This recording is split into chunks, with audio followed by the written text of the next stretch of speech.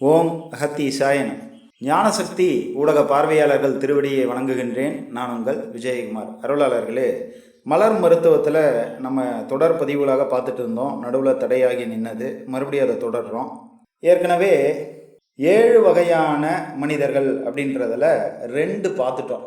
ஒன்று பயந்த மனநிலை, 2வது உறுதியற்ற மனநிலை.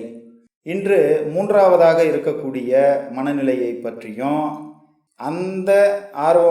அந்த மனநிலையில் என்ன மருத்துவத்தை வகைப்படுத்தி வச்சிருக்கிறார் டாக்டர் எட்வர்ட் பேட்ச் அப்படின்றதையும் நம்ம பார்க்க போகிறோம். அந்த 3வது மனநிலைக்கு பேர் ஆர்வமற்ற மனநிலை. இந்த ஆர்வமற்ற மனநிலையில் எத்தனை பகுதியாக அவர் பிரிச்சிருக்கார் மருத்துவத்தை, மனநிலையை, சப் கிளாசிஃபிகேஷன் அப்படின்னும் போது 7 வகையாக பிரிச்சிருக்கார். அப்போ மொத்தம் 38 வகையான மருந்துகள், ஒரு காம்பினேஷன் ரெஸ்கியூ ரெமெடி, மொத்தம் 39ன்னு நம்ம பார்த்தோம்.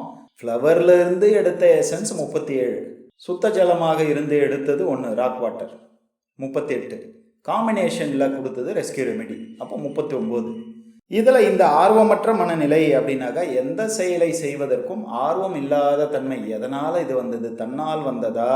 தான் விரும்புகின்ற விஷயங்களை கடந்து இன்ட்ரெஸ்ட் இல்லாத ஒரு விஷயத்தில் திணிப்பதனால வருதா, பிறரால் வருதா அப்படின்ட்டு இந்த ஆர்வமற்ற மனநிலை 7 வகையான சூழல்களை உள்ளடக்கிய நிலையாகவும், சப் கிளாசிஃபிகேஷனில் அதில் குணங்கள், மனிதனுடைய குணங்கள் 7 வகையான ஆர்வம் இல்லாத தன்மை வருவதாகவும் அவர் சொல்லியிருக்கிறார்.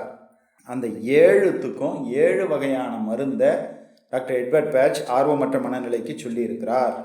அதில் முதல்ல செஸ்னட் பட், 2வது கிளமாட்டிஸ், 3வது ஹனி சர்க்கிள், 4வது மஸ்டர்ட், 5வது ஆலிவ், 6வது ஒயிட் செஸ்னட், 7வது வைல்ட் ரோஸ்.